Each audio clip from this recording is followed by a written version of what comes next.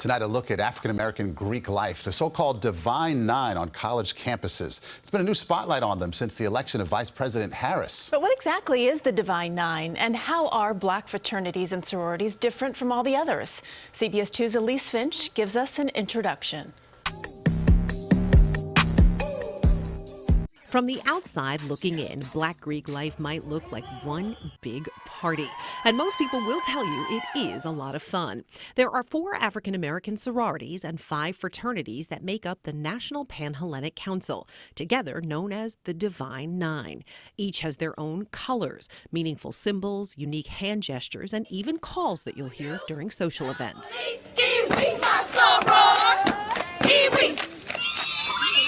But Black Greek life is also a serious matter because these organizations share a commitment to academic achievement and uplifting the black community. African-American fraternities and sororities are just as integral of the black community as the black church. They represent kind of the idea that African-Americans who are going to college can also be something larger than themselves. Lawrence C. Ross is a member of Alpha Phi Alpha Fraternity Incorporated. He's also the author who coined the phrase, the Divine Nine, for one of his books. They're working together to basically go into society and to, in some ways, prove that one is a first-class citizen in contrast to what America is saying to the black community. So who are the members of the Divine Nine? Alpha Phi Alpha Fraternity Incorporated, founded at Cornell University in 1906. Alpha Kappa Alpha Sorority Incorporated, founded at Howard University in 1908. Kappa Alpha Psi Fraternity Incorporated, founded at Indiana University, 1911. Omega Psi Phi Fraternity Incorporated was founded November 17th, 1911 at Howard University in Washington, D.C. Delta Sigma Theta Sorority Incorporated, founded at Howard University in 1913. Phi Beta Sigma Fraternity Incorporated, founded at Howard University in 1914. Zeta Phi Beta Sorority Incorporated was founded on the campus of Howard University on January 16th, 1920.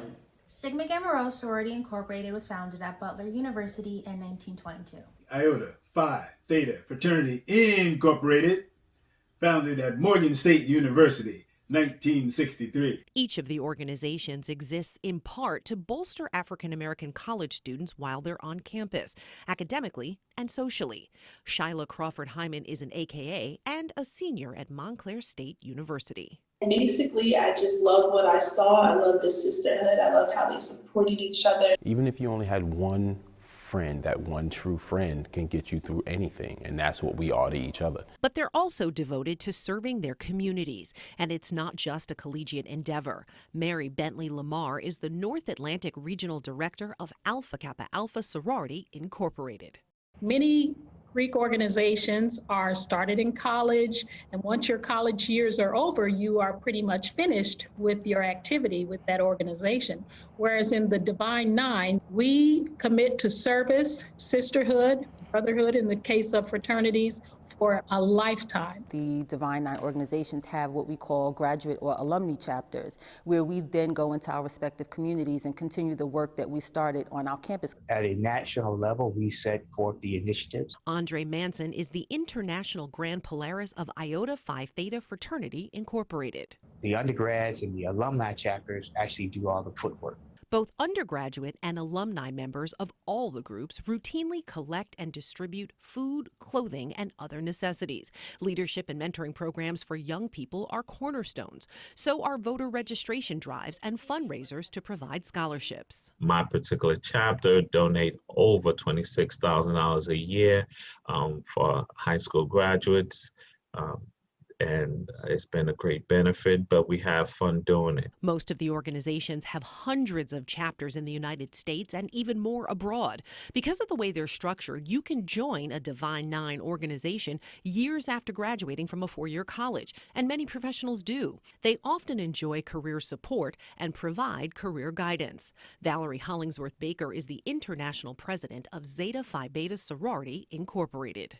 And we have so many members who are lawyers and doctors and aerospace engineers, and they're able to steer you in a direction of where you may want to go and when you're thinking about a career in life. With so many similarities, you might wonder how people choose the organization that's right for them. For many, it's the group that made them feel at home. Here I was on campus, and they literally reached out and gave me a sense of a bond and a brotherhood. I do not have a biological brother, so it was an instant magnet for me to be drawn to them. I was influenced by somebody when I got to college. She was my mentor.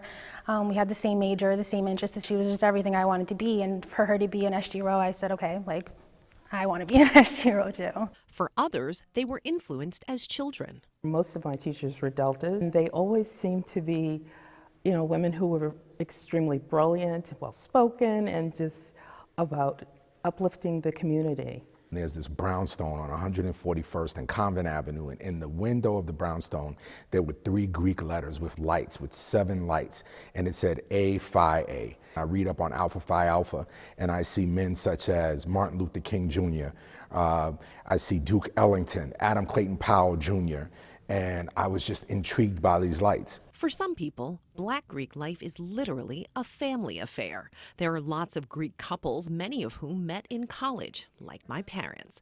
And you'll often find fathers and sons who are members of the same organization, biological sisters, and of course, mothers and daughters. That's the case for my mother, sister, niece, and me. We are all members of Alpha Kappa Alpha Sorority Incorporated. My mother joined 57 years ago. I know that it was a lifelong commitment. I knew that I would be active, had no idea how active, and wasn't sure what my children would do or my grandchild would do. So I am amazed. The work of the Divine Nine is amazing, from their famous members to their community outreach to the millions of dollars raised to send young people to college and help them graduate. African Americans still face unique challenges on college campuses and in our communities. So the Divine Nine is as necessary today as it was more than a century ago when most of the organizations were founded. Elise Finch, CBS 2 News.